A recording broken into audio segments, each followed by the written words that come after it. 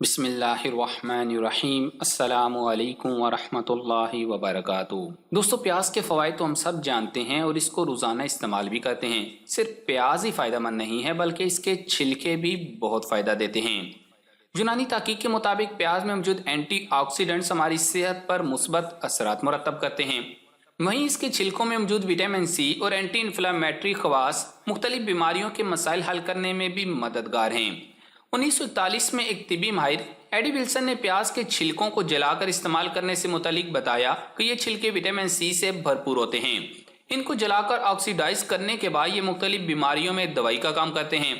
پیاز کے چھلکے پھینکنے کی بجائے ان سے شاندار فوائد اٹھائے جا سکتے ہیں۔ تو آج کی اس ویڈیو میں ہم آپ کو پیاز کے چھلکوں کے متعلق وہ حیران کن معلومات فراہم کریں گے جو ہمیں امید ہے کہ آپ آج سے پہلے نہیں جانتے ہوں گے۔ تو آگے بڑھنے سے قبل آپ سے گزارش ہے کہ اس ویڈیو کو لائک کریں، اور اگر ابھی تک آپ ہمارے چینل اردو لیب کا حصہ نہیں بنے تو اردو لیب کو سبسکرائب کر کے گھنٹی کا بٹن ضرور دبا دیں۔ دوستو، قدیم مصر میں یہ ایک مقبول غذا تھی، جہاں اس کا تذکرہ ان اہرام کے کتبوں پر درج ہے جن میں 3200 سال قبل مسیح پرانی ممیاں پائی گئیں۔ پیاز کا ذکر بائبل میں بھی موجود ہے۔ 630 قبل مسیح میں بابائے طب بقراط سے لے کر جدید دور کی طبی تحریروں میں بھی پیاز کا ذکر چلا رہا ہے، اور کم و بیش 60 کے قریب احادیث مبارکہ ہیں جن میں پیاز کا ذکر آیا ہے۔ ان میں سے چند احادیث آپ کو سناتے ہیں۔ سنن نبی داؤد میں خیار بن سلمہ سے روایت ہے، انہوں نے امی عائشہ صدیقہ رضی اللہ تعالیٰ عنہ سے پیاز کے بارے میں دریافت کیا تو آپ نے فرمایا، بے شک نبی کریم صلی اللہ علیہ وآلہ وسلم نے جو آخری کھانا تناول فرمایا اس میں پیاز شامل تھا۔ حضرت عطا بن معاویہ بن قرہ رضی اللہ تعالیٰ عنہ اپنے والد سے روایت کرتے ہیں کہ نبی کریم صلی اللہ علیہ وآلہ وسلم نے ان دونوں درختوں یعنی لہسن اور پیاز سے منع فرمایا ہے، اور فرمایا ہے جو انہیں کھائے وہ ہماری مسجد کے قریب ہرگز نہ آئے، اور فرمایا کہ اگر تمہیں اسے ضروری کھانا ہو تو اسے پکا کر انہیں مار دو، یعنی ان کی بدبو کو پکا کر زائل کر کے پھر کھاؤ، یعنی پیاز اور لہسن۔ ان حدیث مبارکہ میں کچا پیاز اور لہسن کھانے کے بعد مسجد سے الگ رہنے کا حکم ہے، کیونکہ پیاز اور لہسن کھانے کے فوراً بعد منہ سے بدبو آتی ہے۔ یہ وہ ترکاری یا سالن جس میں پیاز اور لہسن کا زیادہ استعمال کیا گیا ہو وہ کھانے کے فوراً بعد مسجد نہ آئیں، بلکہ ہمیں کوشش کرنی چاہیے کہ نماز کے اوقات کے قریب اس طرح کی کوئی بھی بدبو والی چیز استعمال ہی نہ کریں۔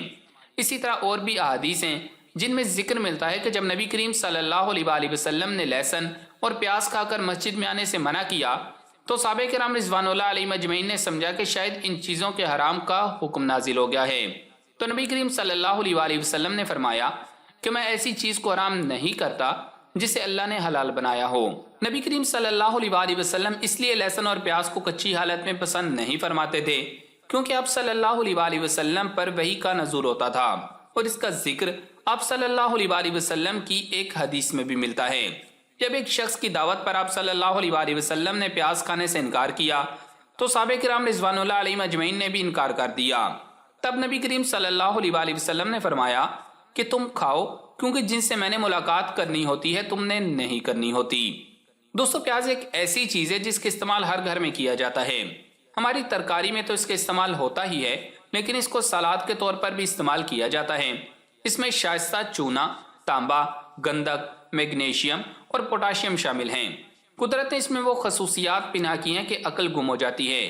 جیسے اگر کوئی عضو بدن صحیح طرح سے کام نہ کر رہا ہو تو پیاز اس کمزوری کو نہ صرف دور کرتا ہے بلکہ اسے قدرتی حالت میں واپس لانے میں بھی اہم کردار ادا کرتا ہے۔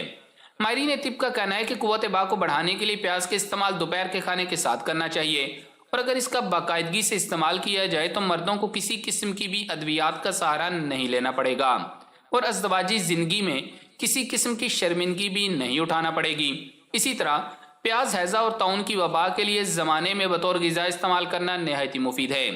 کہا جاتا ہے کہ کسی دوسرے شہر میں داخل ہونے کے بعد سب سے پہلے وہاں کی پیاز کھا لینی چاہیے۔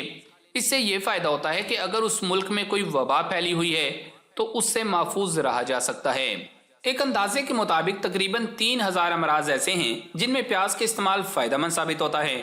پیاز کی تاثیر بعض تکلیف دہ امراض میں ایسی سود مند ثابت ہوتی ہے کہ جدید اور قیمتی ادویات کی بھی ضرورت نہیں پڑتی۔ پیاز کو سلاد کے طور پر اپنی روزمرہ خوراک کے ساتھ ضرور استعمال کریں، کیونکہ دال یا سبزی کے ساتھ کھانے سے خون میں شکر کی سطح کم رہتی ہے، جس سے شوگر جیسی موذی بیماری سے بچا جا سکتا ہے۔ پیاز کا سوپ یا کچا پیاز فلو، بخار، نزلے زکام میں بہت فائدہ مند ہے۔ बंद नज़ले को खोलने में प्याज मदद देता है। प्याज दिल के मरीजों के लिए भी बहुत मुफीद है। प्याज में जरासीम से जंग करने की खास सलाहियत होती है। तो चलें अब हम आपको प्याज के छिलकों के ऐसे फवाइद बताते हैं जिनको जानने के बाद आप प्याज के छिलकों को कूड़ादान में नहीं फेंकेंगे बल्कि इनको इस्तेमाल में लाएंगे। इनमें मौजूद विटामिन ए, सी, ई जहाँ विटामिन की कमी को पूरा करते हैं वहीं ये फाइबर और एंटीऑक्सीडेंट से भी भरपूर होते हैं। अब इसके मुतअद्दिद फवाइद जान लें। नंबर 1, ब्लड प्रेशर और कोलेस्ट्रॉल। प्याज के छिलकों में क्वेर्सेटिन पाई जाती है जो कोलेस्ट्रॉल लेवल को कंट्रोल में रखने के साथ ब्लड प्रेशर को भी मुतदिल रखती है। छिलकों को गर्म पानी में हल्का सा उबाल लें और शहद का 1 चम्मच डालकर पीने से यह आपके जिस्म को तकवीयत देगा और ब्लड प्रेशर को भी कंट्रोल में रखेगा। नंबर 2, नरम और मुलायम बाल। अगर आप चाहते हैं कि आपके बाल नरम और मुलायम हो तो प्याज के छिलकों को पानी में उबाल कर इस पानी से सर को धो लें। एक बार के इस्तेमाल से ही आपके सर के बाल नरम और मुलायम हो जाएंगे। नंबर 3, जिल्दी मसाइल। अगर आपको जिल्द की तकलीफ है तो प्याज के छिलके को इस पर मलने से यह तकलीफ कम हो जाएगी। प्याज के छिलके में मौजूद एंटीऑक्सीडेंट्स की वजह से आपकी जिल्द ठीक हो जाएगी। नंबर 4, पुरसुकून नींद। प्याज की छिलकों को किसी जार में डालें और इस पर उबलता हुआ पानी डाल दें। इस पानी को 15 मिनट तक पड़ा रहने दें और नीम गर्म होने पर चाय की तरह पी जाएं। इसकी वजह से आपको रात की नींद में सुकून मिलेगा और बेचैनी दूर हो जाएगी। Number 5, acne. प्याज में फ्लेवोनॉइड्स होते हैं जो एंटी एक्नी होते हैं और एक्नी का मसला बहुत से लोगों को अक्सर रहता है। इस मसले के लिए प्याज के छिलकों को जलाकर गुलाब के अर्क में डालें और फिर इन छिलकों को एक्नी की जगह पर लगा लें। इससे कुछ देर जलन होगी लेकिन एक्नी जल्द ही खत्म हो जाएगी। नंबर 6, पट्ठों में दर्द। अगर आपके पट्ठों या कमर में दर्द है तो इन छिलकों को जलाकर सरसों के तेल में डालें और इसकी मालिश करें। चूंकि प्याज एक कुदरती दाफे दर्द दवा है इसलिए इस मसले में बहुत मुफीद है। Number 7, fungus. जिस्म में किसी जगह फंगस हो गई है तो भी आप इन छिलकों को जलाएं फिर मिंट ऑयल के साथ मिक्स करके फंगस वाले हिस्से में लगाएं। इससे जिल्द के अंदर मौजूद तमाम मवाद जल्द ही खारिज होने लगेगा और आपको सुकून महसूस होगा क्योंकि प्याज एंटी बैक्टीरियल भी है। नंबर 8, बदहजमी। खाना हजम न होने की शिकायत अक्सर लोगों को हो जाती है। ऐसे में प्याज के छिलकों को जलाकर इन्हें 1 चम्मच शहद में डालकर खा लें और साथ में नीम गर्म पानी पी लें। ये खाने को फौरी हजम करने में आपकी मदद कर सकते हैं। नंबर 9, जख्म।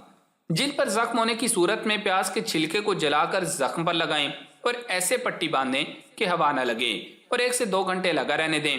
इस तरह रोजाना इस्तेमाल करें। इससे आपको जख्म के दर्द से रिलीफ मिलेगा और आप देखेंगे कि जल्दी जख्म भर भी जाएगा। नंबर 10, थकावट। छिलकों को पानी में उबाल लें। इसमें 1 चाय का चम्मच शहद डालकर सुबह इस्तेमाल करें। रोजाना 1 चम्मच पीने से जिस्म तवाना रहेगा और थकन का एहसास कम से कम होगा। इसका तरीका इस्तेमाल यह है कि प्याज के छिलकों को सुखाएं और फिर इसे पानी में डालकर उबलने के लिए रख दें।